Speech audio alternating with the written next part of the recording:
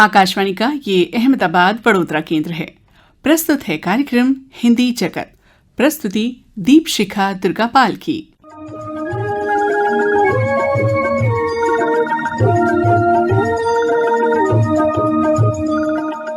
हिंदी जगत के हमारे सभी श्रोताओं को मधु का प्यार भरा नमस्कार।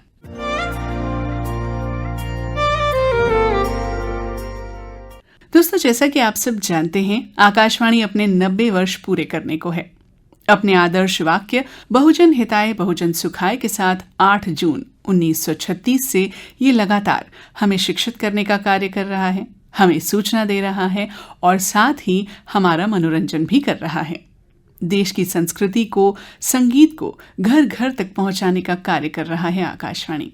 इन 90 सालों में कई दिग्गजों ने अपनी आवाज, अपनी कलम, अपनी रचनात्मकता से आकाशवाणी का सफर यादगार बनाया है। तो आइए आज के हिंदी जगत कार्यक्रम में आपको मिलवाते हैं ऐसे ही 2 साहित्यकारों से जिनका जुड़ाव बचपन से ही आकाशवाणी से रहा। आपने कई कार्यक्रम किए आकाशवाणी के साथ और आज भी हमारे स्टूडियो में आकर हमारे कार्यक्रम की शोभा बढ़ा रही हैं। आप हैं डॉक्टर प्रणव भारती, जो गुजरात साहित्य अकादमी और उत्तर प्रदेश हिंदी संस्थान के प्रेमचंद पुरस्कार से सम्मानित की जा चुकी हैं। और साथ में हैं डॉक्टर अंजना संधीर, जिन्हें गुजरात साहित्य अकादमी से गुजरात गौरव प्राप्त है और उत्तर प्रदेश हिंदी संस्थान से विदेश हिंदी प्रचार सेवा सम्मान प्राप्त है।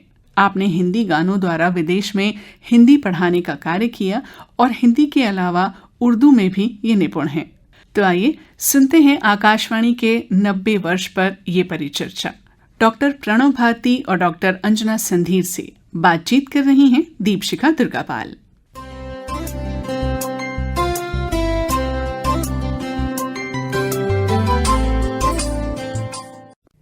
हेलो अंजना। अरे बाबा, मुझे क्या पता था तुम यहाँ पे आ रही हो। अरे मुझे मालूम था, लेकिन आप आने वाली हो। सरप्राइज।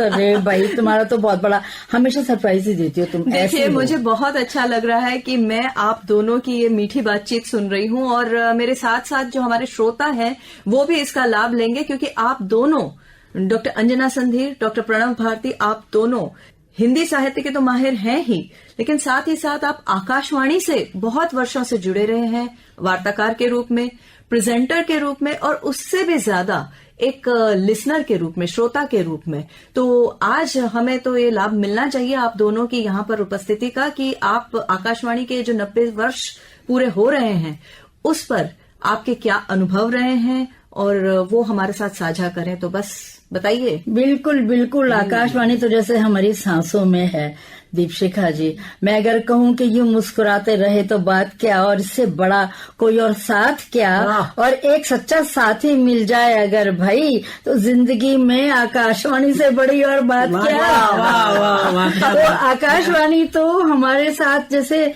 चलते रहे या हम आकाशवाणी के साथ चलते रहे, ये मुझे भी नहीं पता, क्योंकि मैं तो, अंजना मेरे से काफी छोटी हूँ तुम उम्र में, लेकिन ये जरूर है कि मैं जब से मैं विद्यापीठ में पीएचडी कर रही थी तब से मेरी यहाँ पे एंट्री शुरू हो गई थी। और इसका कारण था कि जब मुझे स्कॉलरशिप मिल रही थी तो आकाशवाणी का और हमारा विद्यापीठ का एक ही बैंक था, तो वहां से शुरुआत हुई शुरू, और साधना जी से परिचय मेरा शुरू हुआ। वो तत्कालीन केंद्र निदेशक आकाशवाणी। लेकिन मैं बीच में रोकती हूँ आपको। मैं तो बहुत छोटी थी और मेरे तो हमारे शमशी सर, उन्होंने मुझे कहा कि यूथ प्रोग्राम हो रहा है और उसमें आकाशवाणी की जो युवावाणी प्रोग्राम है और उसमें हमारे कॉलेज का प्रोग्राम है। तुम तो कविताएं लिखती हो, शायरा हो, एक 2 मिनट सिर्फ, 2 मिनट, हाँ 2 मिनट मेरे लिए, वो 2 मिनट रेडियो। मैंने दुनिया भर के लोगों को बताया कि मैं तो भैया आज रेडियो पे आने वाली हूँ, रेडियो पे आने वाली हूँ। आप सोचो,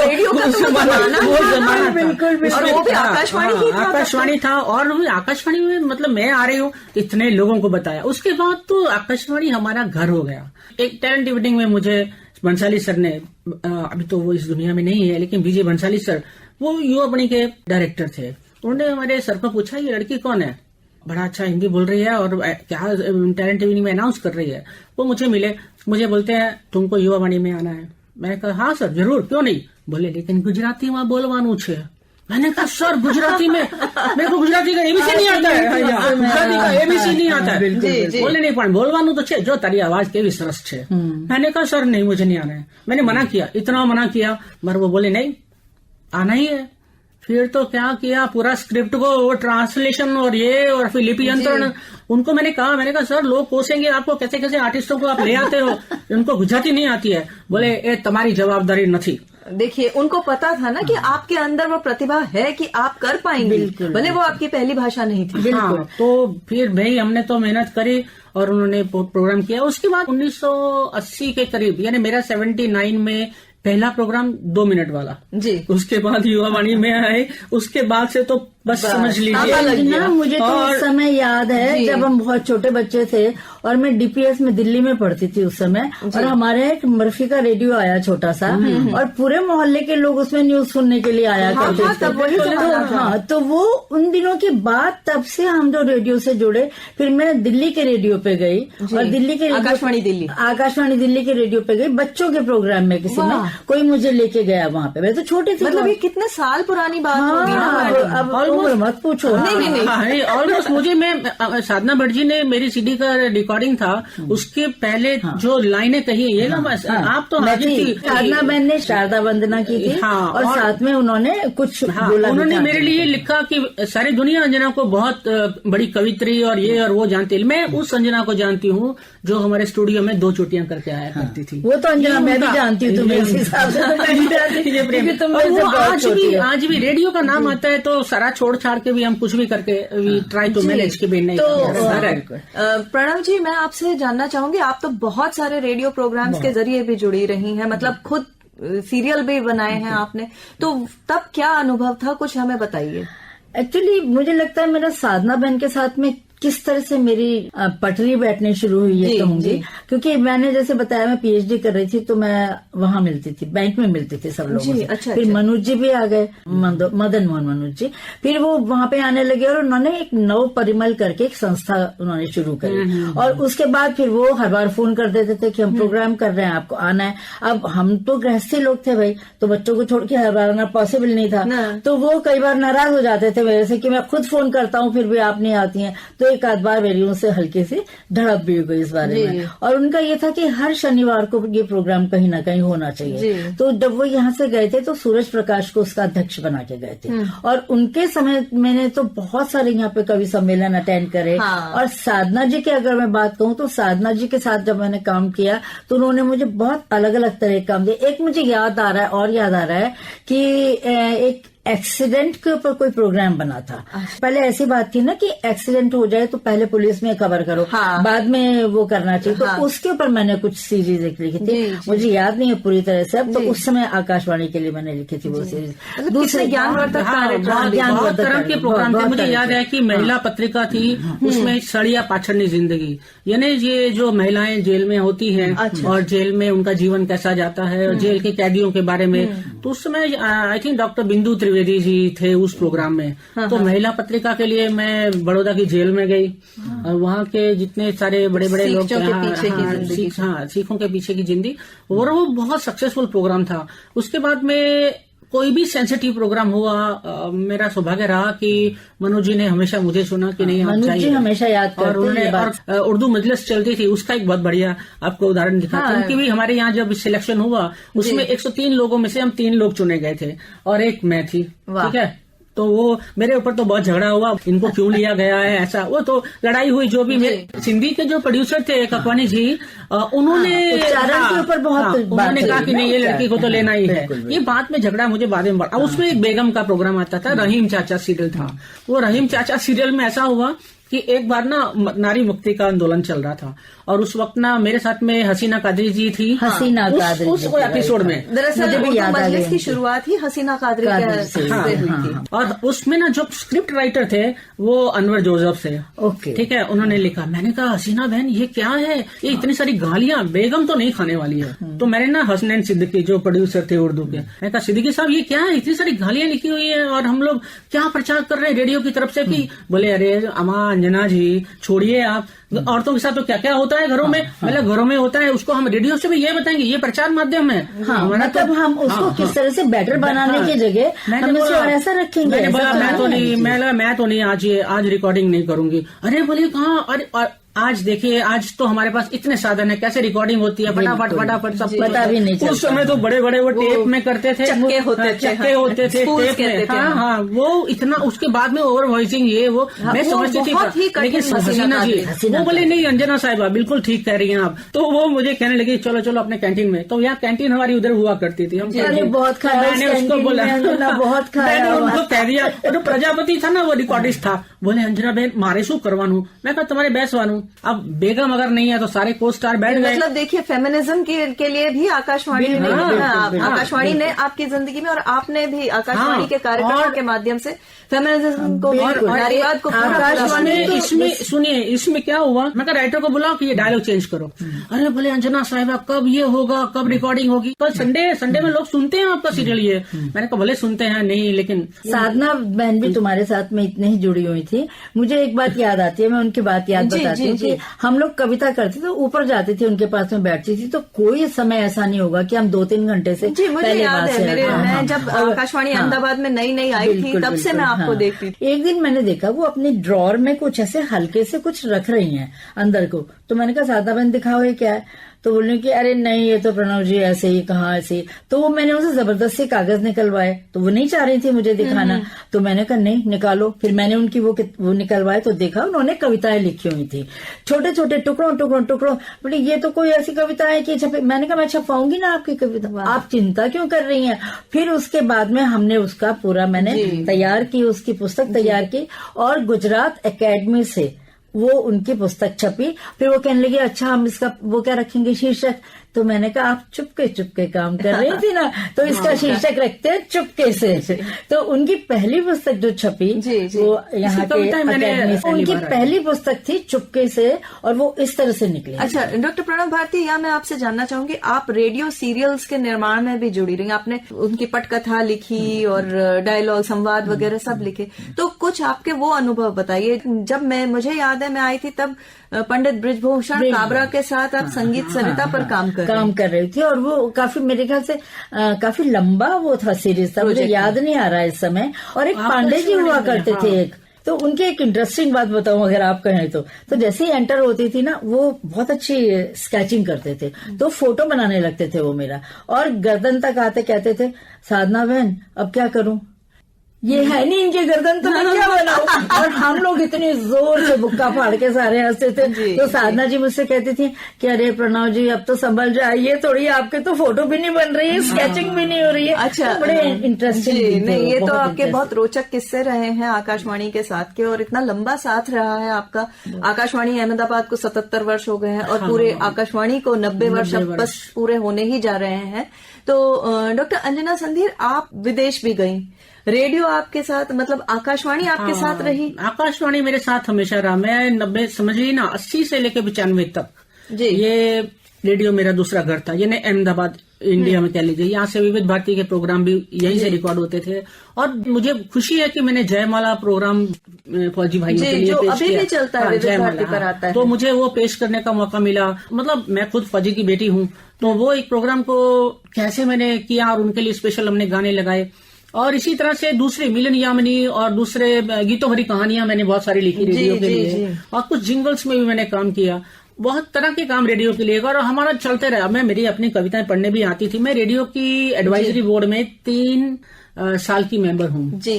ओके। और हमने बहुत तरह के प्रोग्राम चेंज किए, नए बनाए, लोगों की अपेक्षाओं के अनुसार कि भाई हमको क्या क्या करना चाहिए, वो सारा को वो चेंज हुआ। और मैं एक्रेडिटेड कवित्री हूँ रेडियो की। अच्छा। और मेरी कविताएं मेरे बाद में अमेरिका चले गई, उसके बाद में भी यहाँ पर बहुत सारे लोग गाते रहे। बहुत कार्यक्रम बहुत होते रहे। मनोज जी के समय में काफी और कार्यक्रम मुझे खासकर प्रमोद जी आपको याद होगा कि मनोज जी के टाइम में वो लोक कलाकारों को बहुत लाए, लोक कलाकारों को। और एक तो ये स्टेज भी याद है जहाँ पे हम लोग बैठ के कविताएं किया करते थे और लोक कलाकारों को सुन।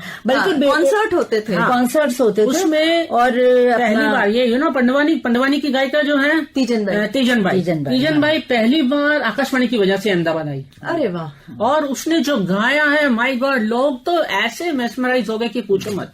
उसी में अनिल रस्तोगी अभी उन्होंने 30-35 साल के बाद मुझे कहा कि अंजना जी मैं बात कर सकता हूँ आपसे। अंजना जी बोल रही है, मैंने हाँ बोलिए बोलिए। बोले अनिल रस्तोगी बोल रहा हूँ। मैंने पहचाना नहीं आपको। अरे आपकी वजह से देख लीजिए कालिदास अवार्ड मिल रहा है मुझे। आकाशवाणी के प्रोग्राम में आपने आर्टिकल लिखा था और हमारी पुत्रवधू जो है गुजरात में है, तो मैंने उनको बोला कि ये आर्टिकल का ट्रांसलेशन करो। तो आकाशवाणी से इतने बड़े बड़े कलाकार मुझे मिले। एक और बात कि जब पंजाब प्रोग्राम चल रही थी, 84 की बात है शायद, ये जलंधर रेडियो के लिए एक सीरीज दी गई थी अहमदाबाद रेडियो को। अच्छा। और उसमें उन्होंने कहा कि गुजरात से बाहर जो पंजाबी लोग हैं उन्होंने गुजरात के लिए या देश के लिए क्या काम किया, उनके इंटरव्यू लेके आओ। तो उसमें मेरे साथ में उस जमाने के मेयर थे, जो उनके पीए थे वो पंजाबी थे। अच्छा। उनका इंटरव्यू लिया आकाशवाणी में। फिर कर्नल गुरदयाल सिंह जी थे, उसमें अहमदाबाद में कर्फ्यू लगा हुआ था। अच्छा। तो साधना जी ने मुझे कहा कि कर्नल साहब भी आने वाले और मैं यहाँ आकाशवाणी में इंटरव्यू ले रहे थे, वो सीधे अंदर आ गए। मैंने अरे आप अंदर कैसे आ गए, आपको किसने अंदर आने दिया? अब मुझे नहीं मालूम कि वही है। तो वो तो अब गुस्से हो गए नेचुरली, आर्मी ऑफिसर इतना बड़ा। तो वो चले गए बाहर। मैं कहा अभी आप बाहर बैठिए, मैं जब आपको बुलाऊंगी ना तभी आप आइएगा। तो वो तो गुस्से में चले गए। उसने बोला नहीं मैं जा रहा हूँ, मैं नहीं इंटरव्यू देने वाला हूँ। बोला अरे रुकिए। साधना जी ने उनको बोला अरे आप डायरेक्ट चले गए ना, इसीलिए उसने आपको। बोले नहीं उसकी हिम्मत मेरे को वापस निकालने की यहाँ से। तो वो तो बहुत गर्म। फिर उन्होंने उनको ले गई वहां पर, चाय कॉफी पिलाई। मुझे भी एक चीज, तुम्हारी ये बात सुन के मुझे एक चीज याद आ रही है। मुझे बाल कवि बैरागी जी याद आ रहे हैं। अच्छा बताइए। बाल कवि बैरागी जी से कुछ मेरा, जब मैं कॉलेज में थी तब से मेरा संबंध रहा। हाँ। और वो हमेशा जब यहाँ एयरपोर्ट पे होते या स्टेशन पे होते बोलते हुए प्रणव मैं आ रहा हूँ, या तो आकाशवाणी में चलो या तो तुम वहाँ चलो दूरदर्शन में। मतलब देखिए, दो अच्छे साहित्यकारों का मिलन स्थल आकाशवाणी। हाँ, तो उन्होंने एक्चुअली ये अपना थी ना बहन कादरी बहन, हाँ, हसीना कादरी बाद में वहाँ चली गई थी, दूरदर्शन चली गई थी। तो उनसे वहाँ भी संबंध ऐसे ही रहे जितने यहाँ पर है। हाँ। और अगर हम ड्रामे के हिसाब से अगर हम डॉक्टर नवानी को ना याद करें, चाहिए नहीं उनको, तो उनके लिए प्रार्थना करना बहुत मेरे लिए। तो अब क्यों हम लोगों ने बहुत ड्रामे किए यहाँ पे स्टेज पे, मतलब उन्होंने संवाद हमसे बुलवाए और इतनी सहज रूप से उन्होंने बुलवा दिया कि जब नवानी जी गए तो मतलब अप्रत्याशित था। आकाशवाणी का एक दूसरा रूप मैं आपको बताऊं कि आकाशवाणी ने सिर्फ एंटरटेनमेंट नहीं किया है। हाँ। उसने एजुकेशन का भी प्रोग्राम किया है। उसने पब्लिक को भी जोड़ा है। सिद्धपुर में उस समय कर्फ्यू लगा हुआ था, इतनी बारिश हो रही थी, तो रेडियो ने ये पहल की कि वहां पर हिंदू मुस्लिम जो दंगे हुए उसमें एक परिवार के लड़के को मार दिया गया था जी। और वो बोल रहे थे खून का बदला खून। तो वो सेंसिटिव जो कवरेज थी उसके लिए मुझे चुना गया था। मैं यहाँ से गई, नवानी मेरे साथ में थे। और उस समय अपनी हेमलता जी मेरे साथ में, हेमलता सोलंकी वो असिस्टेंट डायरेक्टर हो गए। उन्होंने मेरे बहुत सारे प्रोग्राम रिकॉर्ड किए। और वो उन्होंने मुझे कहा, मेरे को ना आपसे बहुत जलन होती थी, पर आज आपने जो काम किए ना, उसमें ये नवानी जी मेरे साथ में थे। हम लोग जो गाड़ी में ले गए यहाँ से सीधे वहां गए, रुके नहीं। और उन्होंने जो आमने सामने थे, उसमें जो लड़के की माँ को बच्चा था ना जिसका मरा था, उसने कहा कि आप मेरे बेटे को वापस ला दो और फिर तुम मार डालो इनके लड़के को भी। ये निर्णय था कि इसको बताया इतना सेंसिटिव ढंग से। पुलिस को लेकर गए हम, लेकिन रेडियो का ये काम, रेडियो ने ये बताया कि समाज में क्या हो रहा है। और उस समय नवानी जी के साथ में हम वापस आए। मतलब आने के बाद ना मुझे हेमलता बोलती है कि अंजना जी मैं ना अभी तक आपसे बहुत जलती थी कि हर काम के लिए इनको ही क्यों बुलाया जाता है। आज मैं आपकी फैन हो गई हूँ और मैं पब्लिकली कह दूंगी किसी दिन कि आपको क्यों बुलाया जाता है। नहीं, सही बात है बिल्कुल। आपके अंतर में जितनी चीजें होती हैं वो सामने वाला तो जज कर ही लेता है ना। मुझे साधना बहन जो मिली, जैसे मिली, या डॉक्टर नवानी मिले, या मनोज जी मिले, जो भी लोग मतलब मेरे से मिले, वो क्यों मुझसे इम्प्रेस हुए मैं नहीं जानती। लेकिन मैं ये जरूर जानती हूँ कि मैं उनके साथ में हमेशा उनके साथ जुड़ी रही। और इस आकाशवाणी की वजह से ही हम लोग बहुत बार मिलते रहे, हम ड्रामे करते रहे, स्क्रिप्ट्स लिखते रहे।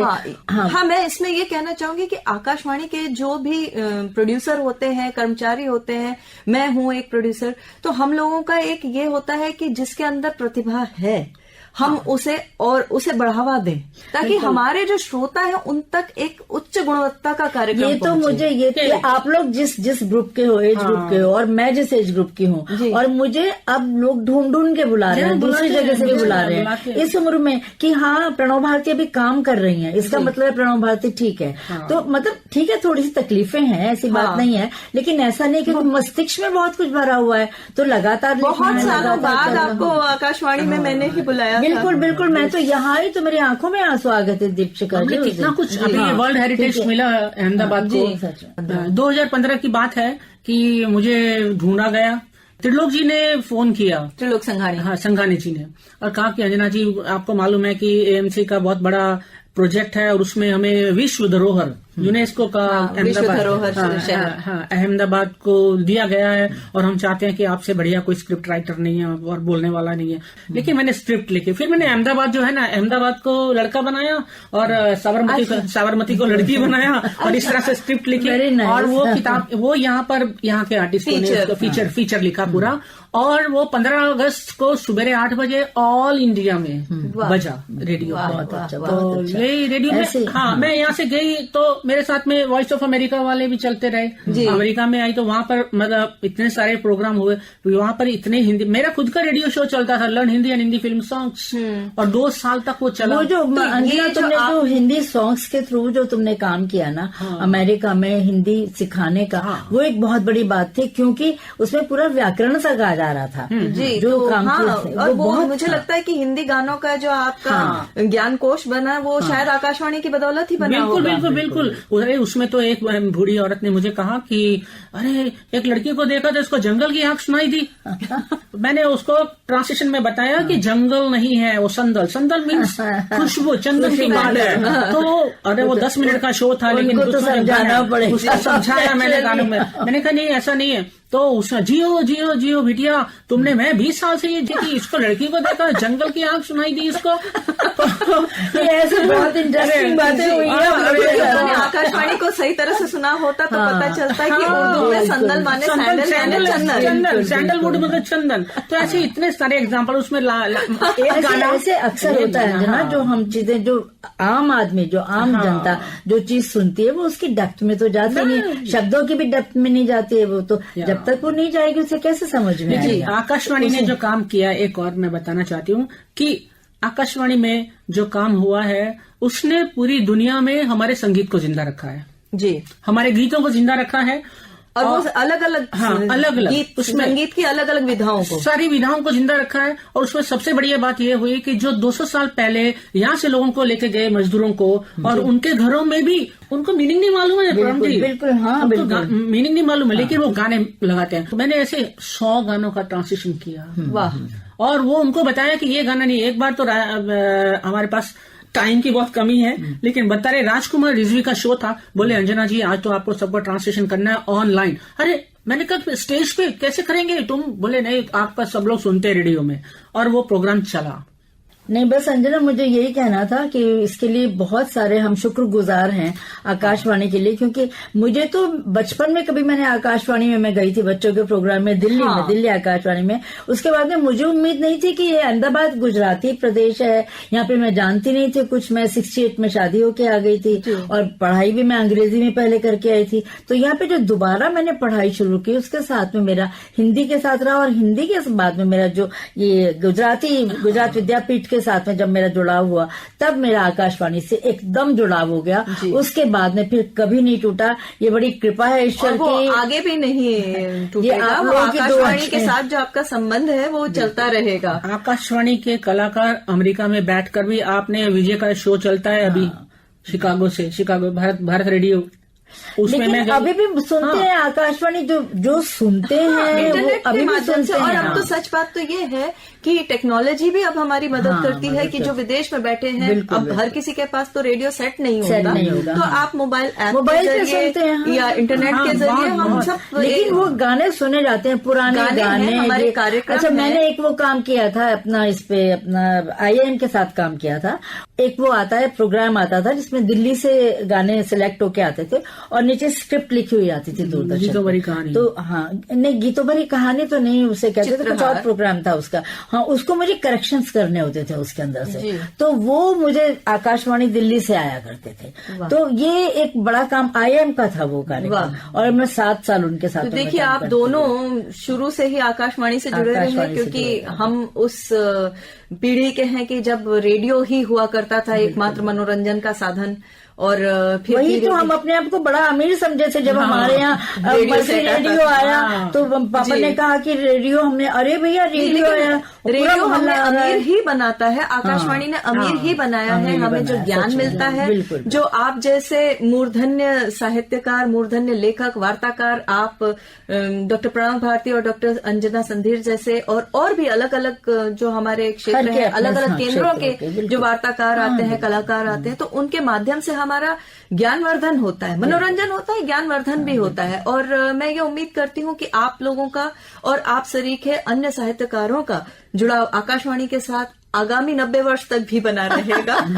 हमारी पूरी आशा है और विश्वास है कि आप लोग हमेशा आते रहेंगे, और जिस प्रकार के आपने स्तरीय कार्यक्रम पहले बनाए हैं वो स्तर जारी रहेगा, वो उसमें कहीं कोई कमी नहीं आएगी। और एक रेडियो प्रोड्यूसर होने के नाते बाकी मेरे साथियों की तरफ से भी मैं जानती हूँ कि हम उच्च स्तरीय कार्यक्रम ही प्रस्तुत करेंगे। आप दोनों का बहुत बहुत धन्यवाद, डॉक्टर अंजना संधीर, डॉक्टर प्रणव भारती। बहुत बहुत मंगल कामनाएं। और आपको हमारी तरफ से बहुत सारी शुभकामनाएं भी और शुभाशीर्वाद भी, क्योंकि आप लोगों की पीढ़ी खूब आगे चलेगी तो ये आकाशवाणी इसी तरह से अपना झंडा उठाए खड़ी रहेगी, और हम लोग आते रहेंगे आप लोगों के पास में जब तक हम हैं इस दुनिया में। तो ईश्वर इतना सबको दे सहयोग, और माँ वीणा पानी की कृपा सब पे बनी रहे, सबसे बड़ी बात है। बहुत बहुत नमन, धन्यवाद।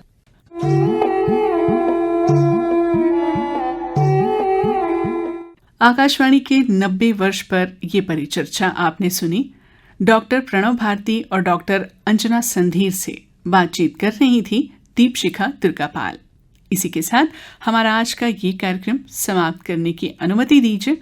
आपसे फिर मुलाकात होगी, तब तक के लिए अपना ख्याल रखिए, खुश रहिए, स्वस्थ रहिए और मस्त रहिए। नमस्कार।